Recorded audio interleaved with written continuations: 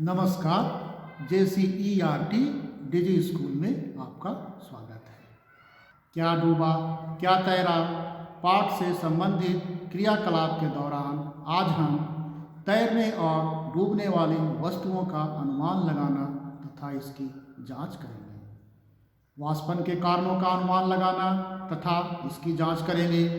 घुलनशील तथा अघुलनशील चीज़ों का अनुमान लगाना तथा इसकी जांच करना भी हम आज जानेंगे।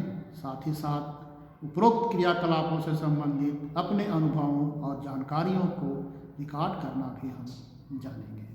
आइए तो आज की चर्चा की शुरुआत करते हैं और इसकी शुरुआत हम करते हैं जब कृष्णा ने सुई को पानी में तैराना चाहा।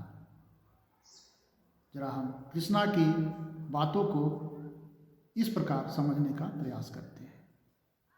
कृष्णा कहता है, देखो चाचा, इस सुई को तैराना चाहा पर डूबी, भारी भरकम जहाज तो है तैरता, उसमें क्या है खूब।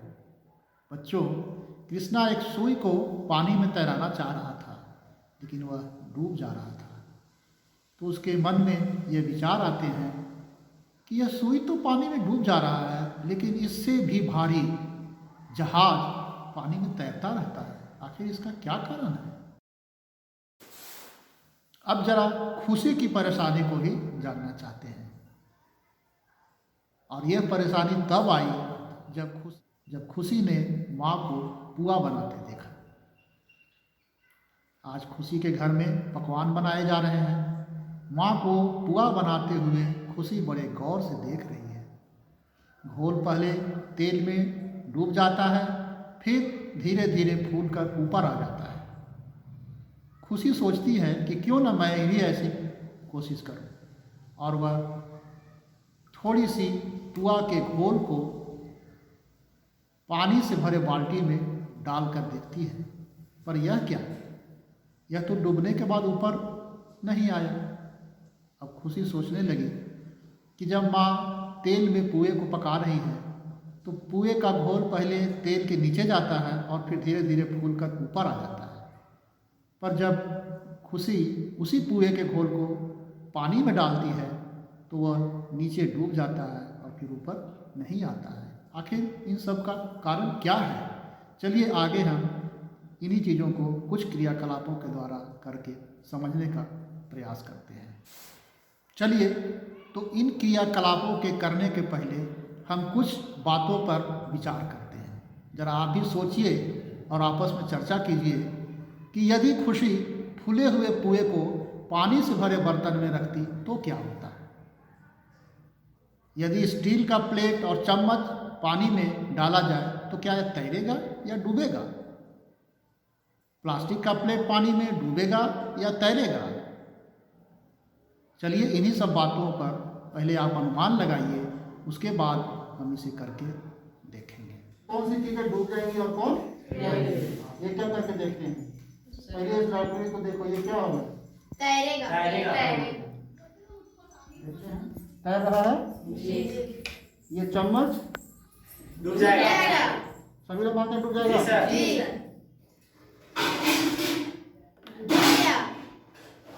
ये पेन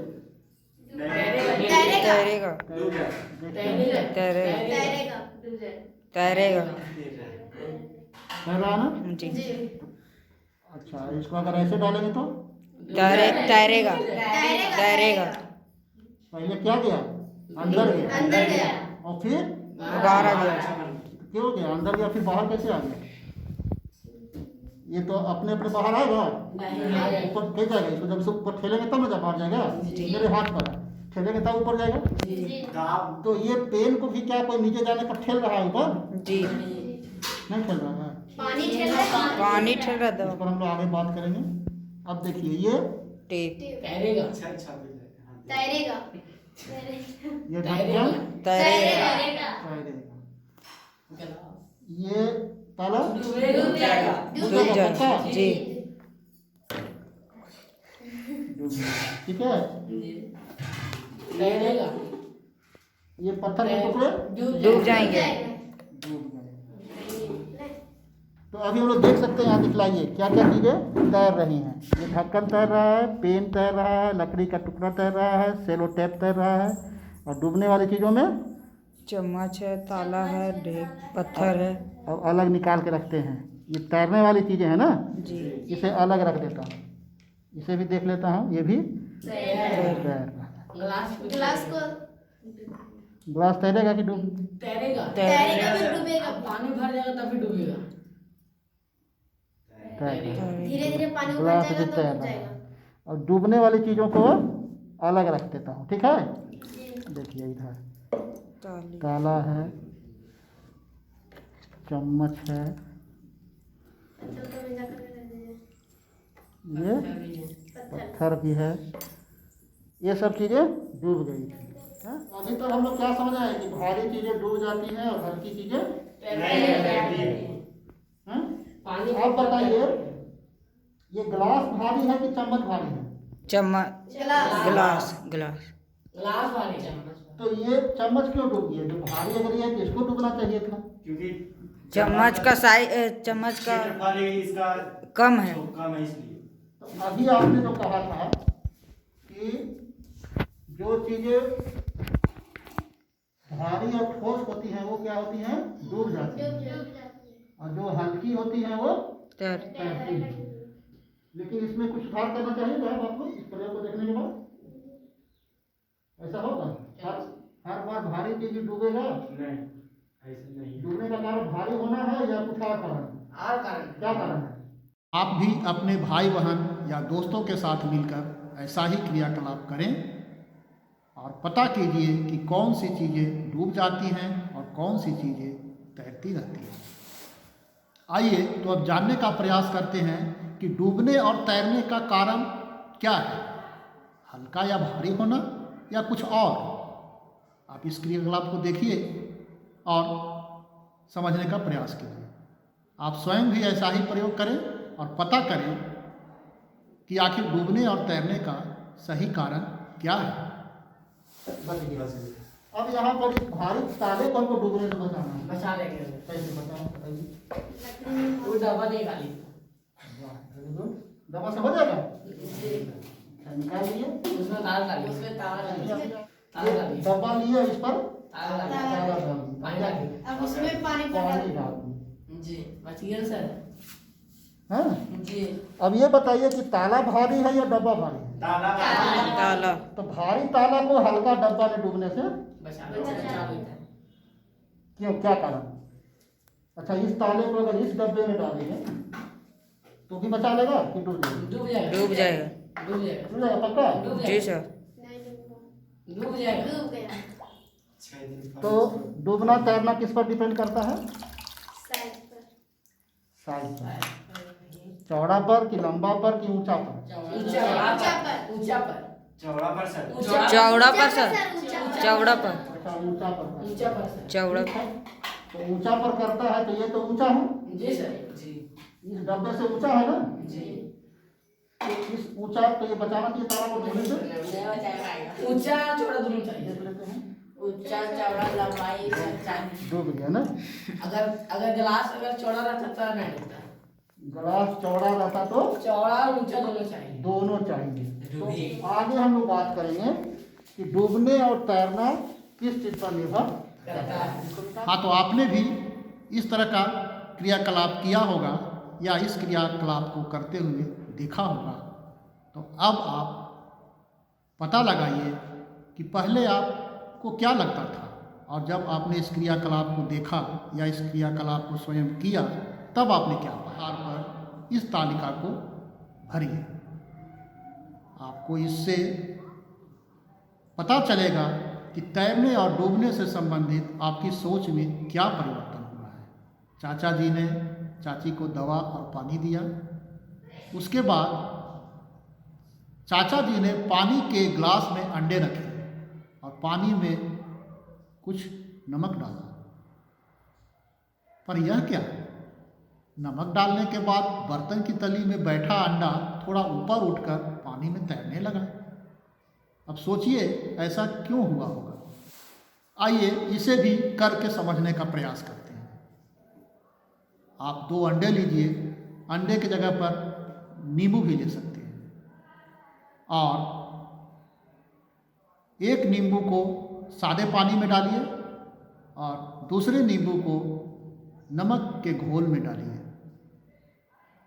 आपको क्या लगता है, दोनों नींबू क्या तैरेगा या डूबेगा, या एक तैरेगा और एक डूबेगा? अगर तैरेगा तो कौन सा नींबू तैरेगा और डूबेगा तो कौन सा नींबू डूबेगा? आइए इस प्रयोग को देखिए और आप खुद पता लगाइए और फिर सोचिए कि ऐसा क्यों होता है।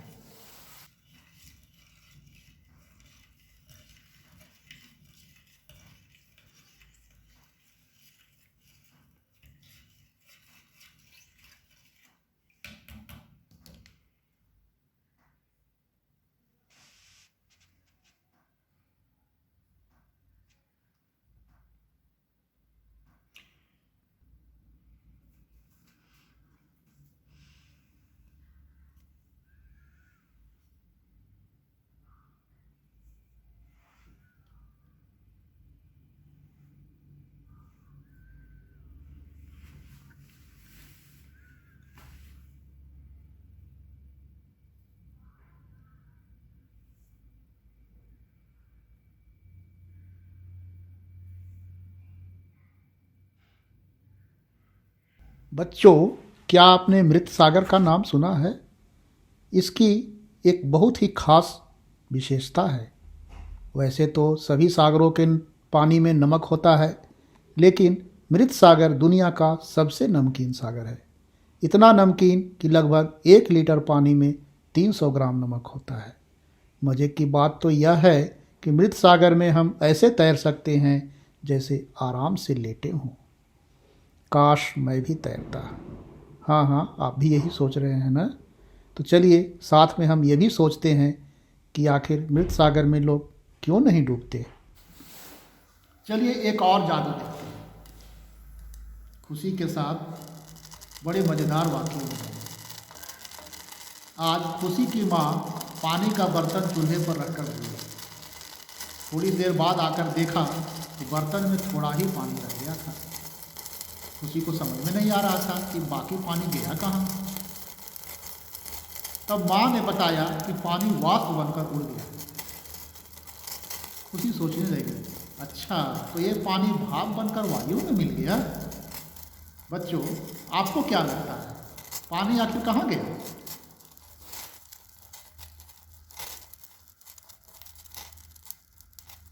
का पानी गर्म होने के बाद गायब हो गया। चलिए अब पता करते हैं कि क्या सिर्फ पानी गायब होता है या और भी कुछ चीज़ें गायब होती हैं। आप देख रहे होंगे आपके सामने यहाँ कुछ वस्तुएं रखी हैं, आटा, चीनी, नमक, बालू, मिट्टी, पत्थर। आप देखते हैं कि इनमें से कौन सी चीज़ें गायब होती हैं और कौन सी चीज़ गायब नहीं होती हैं।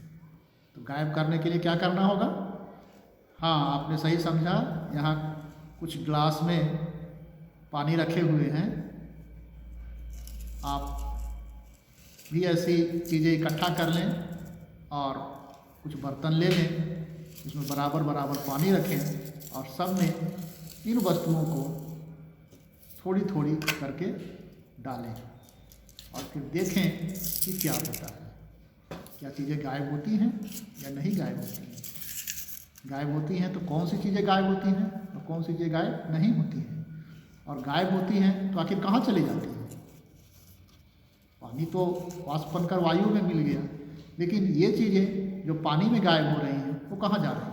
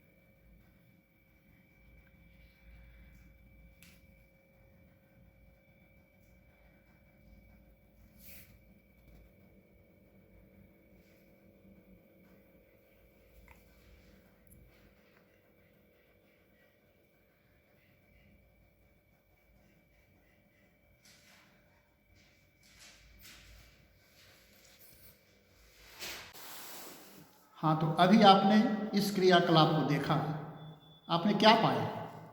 आप भी अपने घर के अन्य व्यक्तियों के साथ मिलकर ऐसा करें और अपने अवलोकन के आधार पर इस तालिका को भरें। आपको प्रयोग के लिए 4-5 गिलास लेने होंगे और तालिका में लिखी चीज़ें इकट्ठी करनी होगी। हर गिलास में इन चीज़ों को डालें और मिलाएं और फिर बताएं कि इनमें से कौन सी चीज़ें घुल गई और कौन सी चीज़ें नहीं घुली। घुल गई तो आखिर कहाँ गई, और जो चीज़ें नहीं घुली उनका क्या हुआ, वो कहाँ पर है? पानी के अंदर हैं, पानी के बीच में हैं, या पानी के ऊपर हैं? या कुछ चीज़ें पानी के अंदर बैठ गई हैं, कुछ चीज़ें पानी के बीच में हैं और कुछ चीज़ें पानी के ऊपर तैर रही हैं, या कुछ चीज़ें इन तीनों स्थितियों में हैं।